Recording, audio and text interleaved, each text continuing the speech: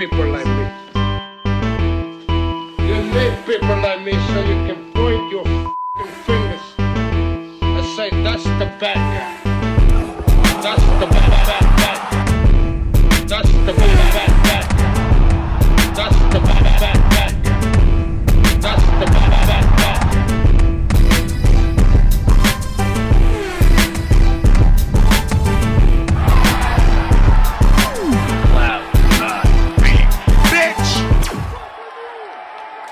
To the mother relay, we're covering today's top boxing news. You want to know why this girl is suddenly open to the rematch? When Eddie came to her and gave her the purse, she said, oh shit, let me start rethinking that rematch with Michaela. It's exactly what happened. Her whole Undisputed Night became about me. Everyone's asking about me. Everyone's asking about the rematch. And that obviously pisses her the hell off, but we always known that she wasn't that smart. Now you're the champion. You're the undisputed champion. Since when does the challenger make the offer?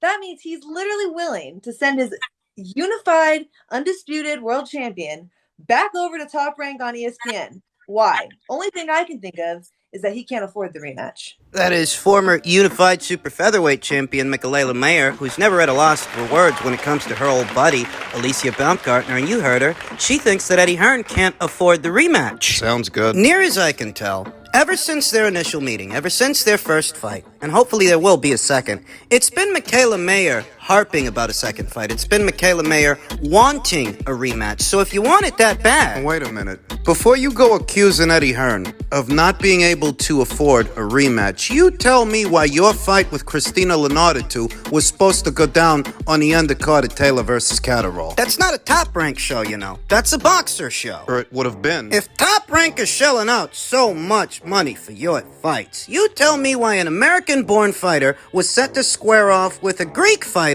of Dominican descent on a Scottish show. Looks to me like Top Rank pawned her off on Boxer. Which really isn't the worst thing in the world. She would have made good money boxing on that show, and that show would have been a decent-sized fight in that part of the world. Better still, it doesn't look like Top Rank is all in on Michaela Mayer at this time. If they were, she'd be boxing here stateside, not across the pond. In Scotland? Before Michaela Mayer goes questioning Eddie Hearn and Matchroom's commitment to Alicia Baumgardner, she should question Top Rank's commitment to her and why she was set to fight in Scotland instead of America. It's a common sense argument.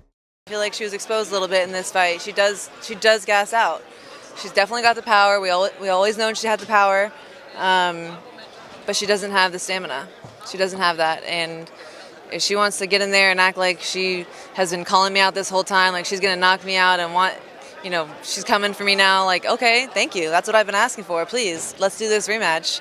It was a big no since the fight, and now suddenly it's a yes, so I'm here for it. While it is true that Alicia Baumgardner noticeably ran out of steam more than once in the El fight, she didn't run out of steam with Michaela. While it is true that Alicia got tired, Michaela Mayer's not making light of why it is Alicia got tired. It was only after Alicia Baumgardner rained blows down upon El visibly hurting her and dropping her more than once. And that was only after El wanted to mix it up with Alicia Baumgardner, mid-range to inside. That wasn't the case with Michaela Mayer. Michaela Mayer, who fought a more cautious fight, a more defensively responsible fight than Elham did. So unless you plan on fighting the same kind of fight that Elham did, how do you plan on making Alicia Baumgardner tire? Because she didn't tire for no reason. Are you going to fight the same kind of aggressive and offensively minded fight that Elham did? Because that's what got Elham hurt, and that's what got Alicia tired. It didn't happen on its own, you know. If Michaela Mayer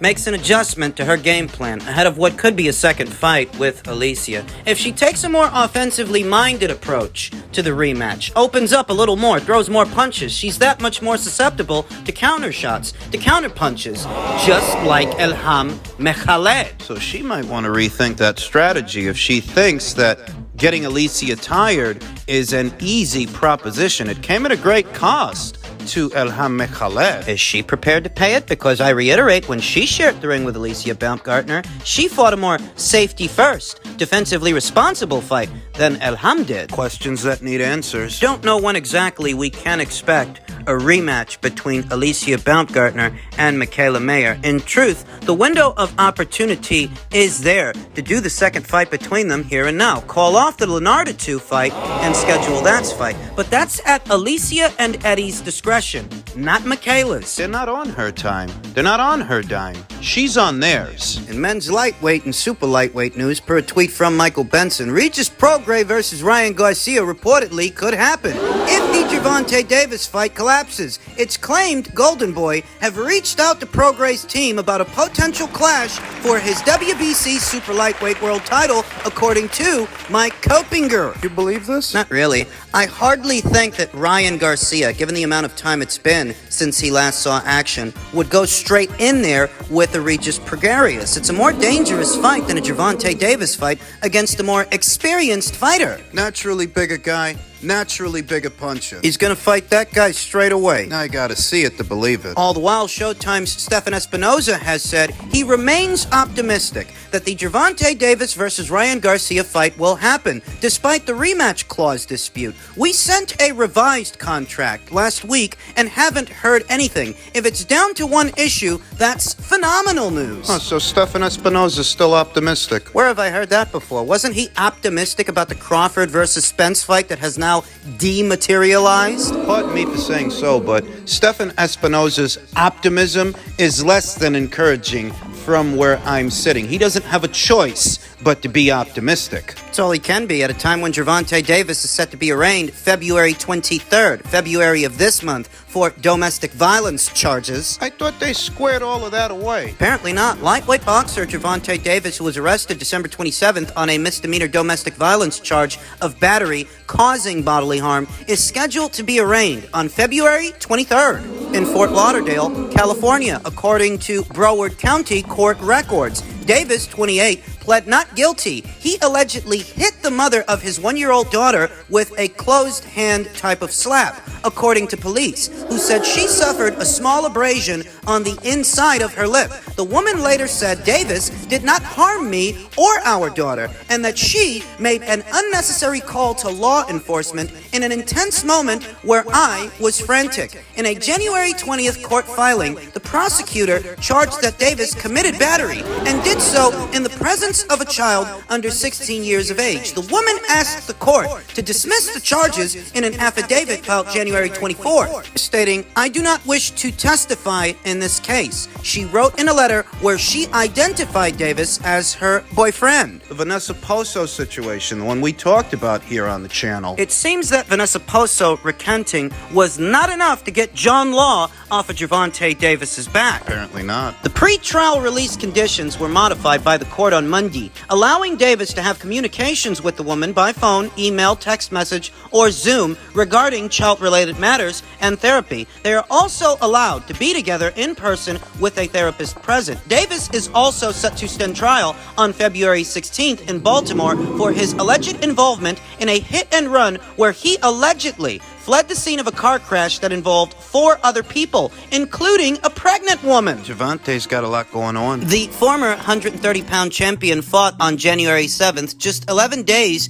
after he was arrested. He remained undefeated with a 9th-round TKO victory over Hector Luis Garcia, and also remained a troubled piece of shit. They wrote that? No, I added that last part to it. Gervonta Davis, this ain't his first rodeo when it comes to domestic abuse. Where Vanessa Poso might have recanted the following day, after that entire fiasco, sometime before that, Gervonta Davis was seen putting his hands on a woman at a basketball game. Yet another female companion. He's got a history of doing this stuff, and tack on that whole car crash thing.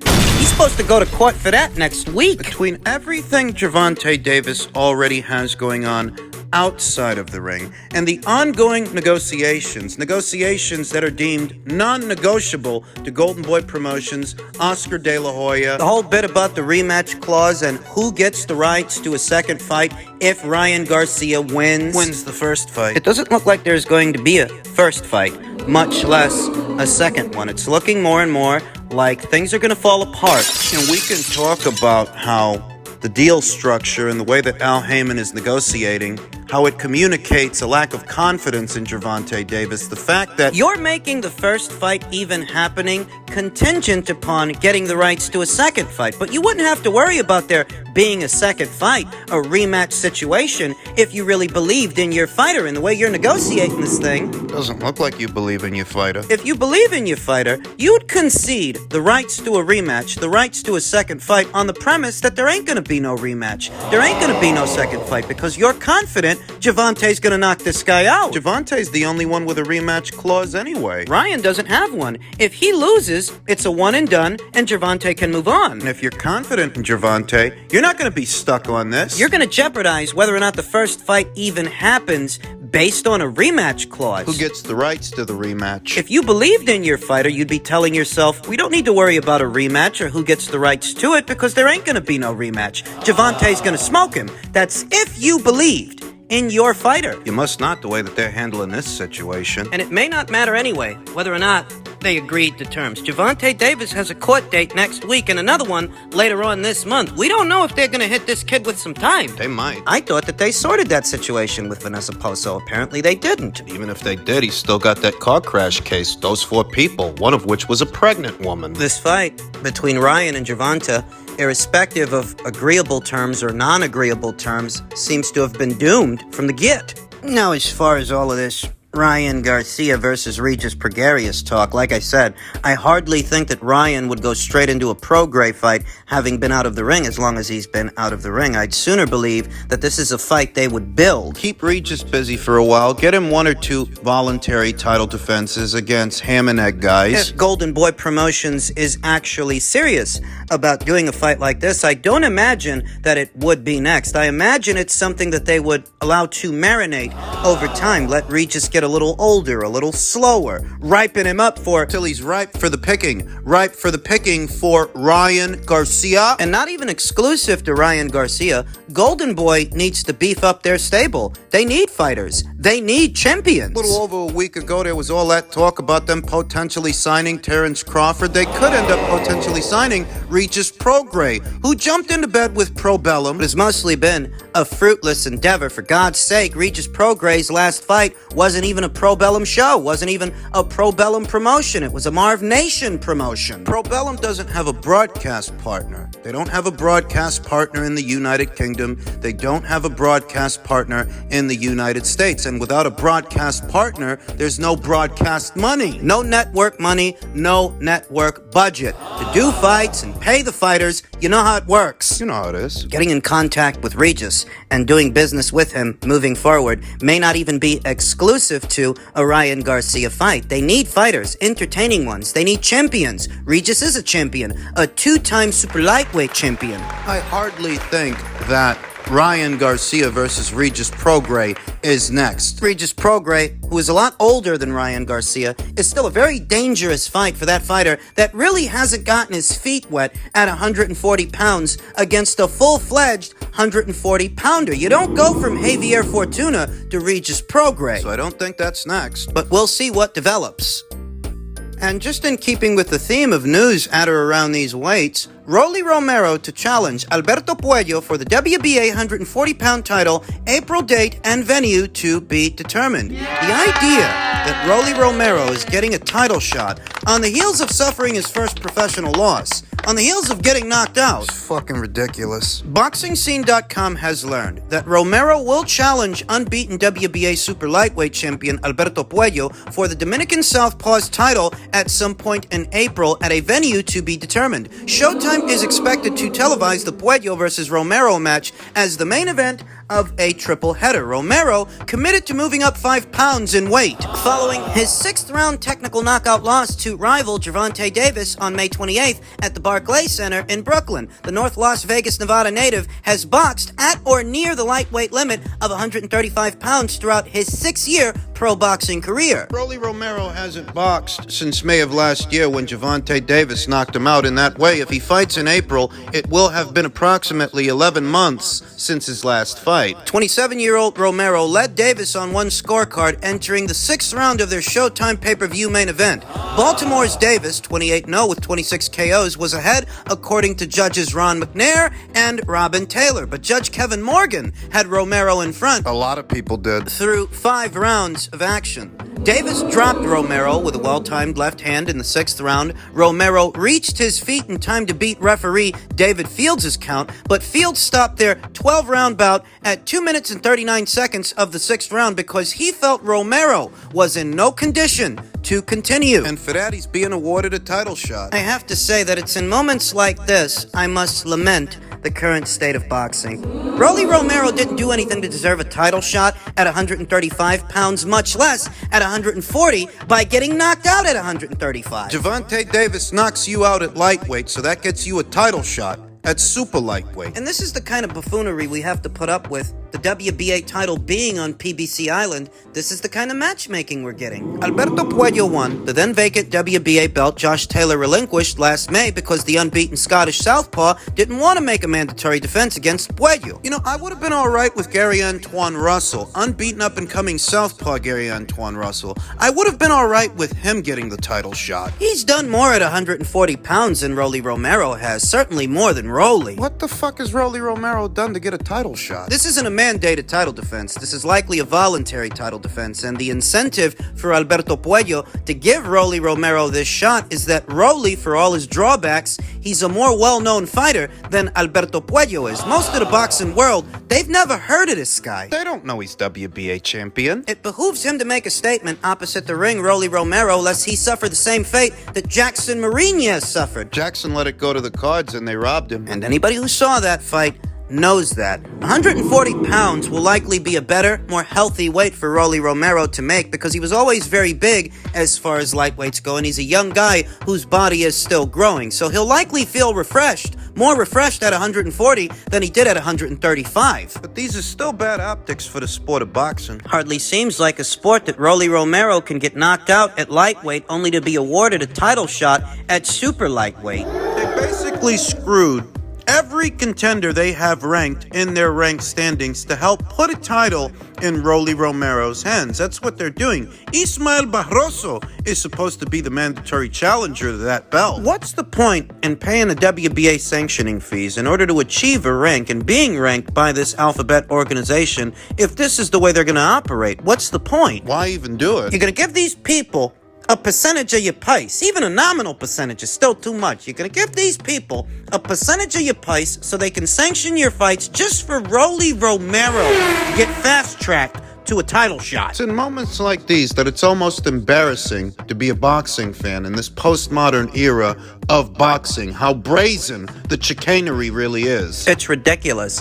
And if they have to rob Alberto Puello to put that title in Rolly's hands, believe you me, they will. The promotion's not behind Alberto, you know. He may very well be the reigning and defending champion, but opposite the ring a fighter they're invested in, he's little more than an opponent. Just an opponent. He needs to make a statement in order to keep that belt.